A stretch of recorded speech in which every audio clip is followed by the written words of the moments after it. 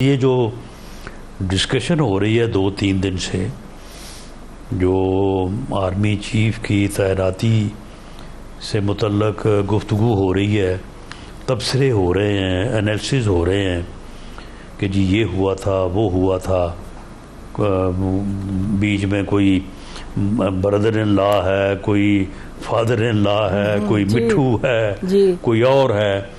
तो ये सारी चीज़ें जो हैं, ये इनके ऊपर डिस्कशन जो है, मैं तो समझता हूँ कि ये अदारे की जो एक रिप्यूट है, जो लोगों की रिस्पेक्ट है, उसके लिए ये इंतहाई नुकसानदेह है, क्योंकि इस अदारे के लोगों ने मुल्क के लिए जान देनी होती है।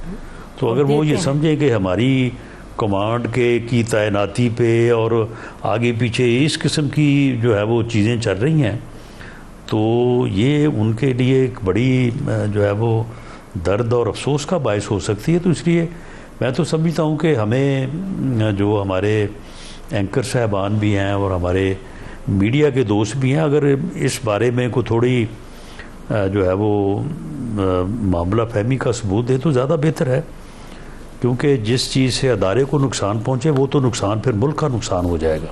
जी, तो आपका ख्याल है राना साहब के बात करने से नुकसान पहुंच रहा है, या जो एक्शन लिया था इदारे के लोगों ने उन्होंने नुकसान पहुंचाया है? अगर जनरल फैज़ के ख़िलाफ़ इदारा ये समझता है कि उन्होंने ऐसे एक्शन लिए जो इदारे के हवाले से नुकसान पहुंचाया है, तो नुकसान की शुरुआत तो वो है। मसलन आप मुझे कहें कि नसीम ज़हरा, आप मुझसे ये गुफ्तगू क्यों कर रही हैं? मेरा तो गुफ्तगू करने का मकसद ये है कि जो बातें हैं इतनी, और आप बाद में आता है मीडिया, पहले तो आप अपने मिनिस्टर्स का बता दें, आपके काबीना, आपके पंजाब के असेंबली के स्पीकर क्या बात कर रहे हैं। उन्होंने कहा जी जो डिफेंस मिनिस्टर हैं, जो वो बात कह रहे हैं कि एक्सटेंशन चाहते थे बाजवा साहब, वो गलत है। तो ये तो हम तो बाद में आते हैं सर, आपके काबीना के मिनिस्टर्स नहीं ये बात कर रहे।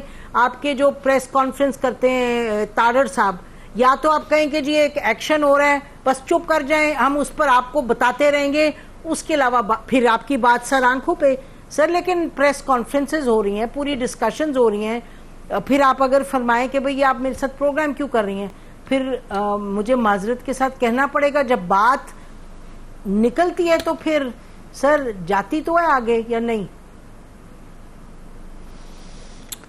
देखें, एक अदारे के सरबराह की तैनाती का जो आईनी कानूनी प्रोसीजर है,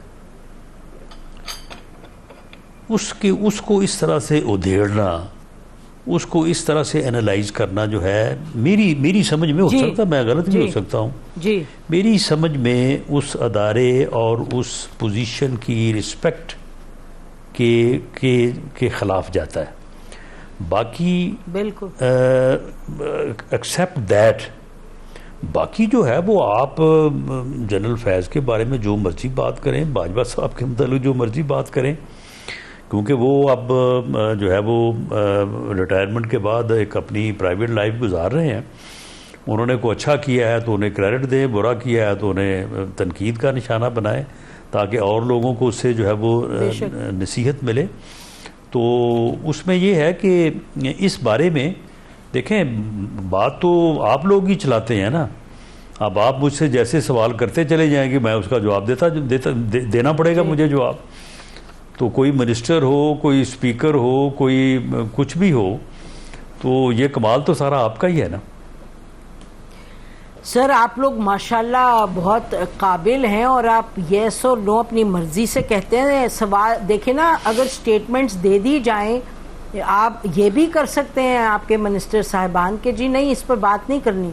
राना साहब, ये अभी बात हो रही थी इनकी एक्सटेंशन की, और जो कंट्रोवर्सी शुरू हुई, आपके डिफेंस मिनिस्टर ने एक बात कही जिस पे कि फिर पंजाब के स्पीकर ने कहा कि नहीं ऐसी कोई बात नहीं थी, वो एक्सटेंशन नहीं मांग रहे थे, वो तो मौजूद थे, मैं और डिफेंस मिनिस्टर और ये आर्मी चीफ उस वक्त के यानी कि जनरल बाजवा मौजूद थे। जनरल बाजवा ने उनके सामने कहा कि जी मैं तो बिल्कुल दूसरी एक्सटेंशन नहीं चाहता, मैंने वक्त पूरा कर लिया है, इदारे के लोगों को नुकसान होगा मेरी एक्सटेंशन की वजह से।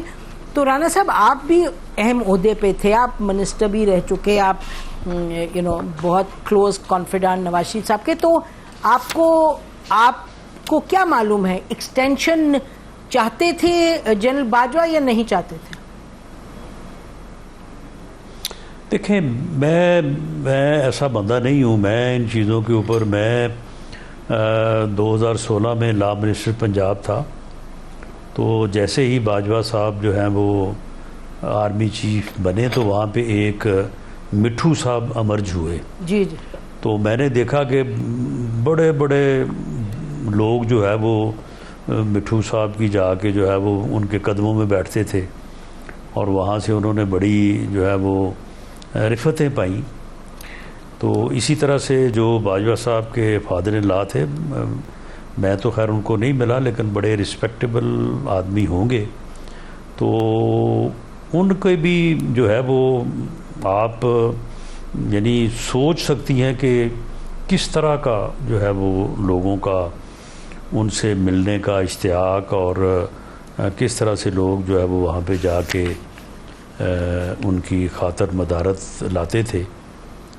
मैं इस दौरान, ये तकरीबन 4-5 साल का अरसा बनता है, मैं पहले लॉ मिनिस्टर था, उसके बाद MNA रहा, फिर मेरे खिलाफ एक केस बन गया। उस वक्त मुझे लोगों ने बड़ा मशवरा काल कोठरी में डाला जी, आपको, वो आप मिठू साहब से मुझे मिठू साहब से मिल लें जी, आप जनरल एजाज साहब से जाके बात करें।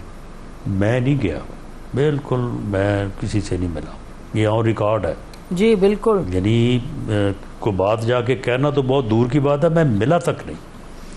तो इसलिए मुझे इस किस्म की किसी बात का ना मैं गवाह हूँ ना मुझे इल्म है। तो मैं तो ये समझता हूँ कि यानी जिस कमांड के कहने पे लोग अपनी ज़िंदगियां कुर्बान करते हैं, बिल्कुल, और कर रहे भी हैं, रोज़ आपको ख़बरें मिल रही हैं, तो उस कमांड तक पहुंचना जो है वो एक ऐसा बैरट और एक ऐसा तरीक़ाकार होना चाहिए कि जिसके ऊपर कोई उंगली ना उठा सके, क्योंकि उस कमांड की बुनियाद पे सारा कुछ होता है ना आगे। और अगर ये बातें हों कि जी बीच में ये आ गया तो फिर ऐसे हुआ तो फिर वैसे हुआ, तो फिर जिस तरह से बाकी अहदों के ऊपर लोग दाव लगाते हैं, हेरा फेरी और ये वो सारा, तो ये बात मैं इससे मुतफिक नहीं हूँ। बाकी आपकी जो भी राय है, मैं आपको राय रखने का हक हासिल है, लेकिन मैं अब ज़ाती तौर पे मैं इससे मुतफिक नहीं। राना साहब, आपने तो बिल्कुल ऐसी बात की जिससे कि कोई ज़ीशऊर इंसान इनकार ही नहीं कर सकता। इस कमांड का तो it must be beyond any reproach, बिल्कुल 100% आप सही फरमा रहे हैं। लेकिन आप फिर इस वक्त जो केस चल रहा है इस कमांड के मुतल्लक, बेशक 100%, इस कमांड के मुतल्लक ये शायबा भी नहीं होना चाहिए बिल्कुल कि ये कोई मैनेज हो के जो है वो मैनेज शुदा है।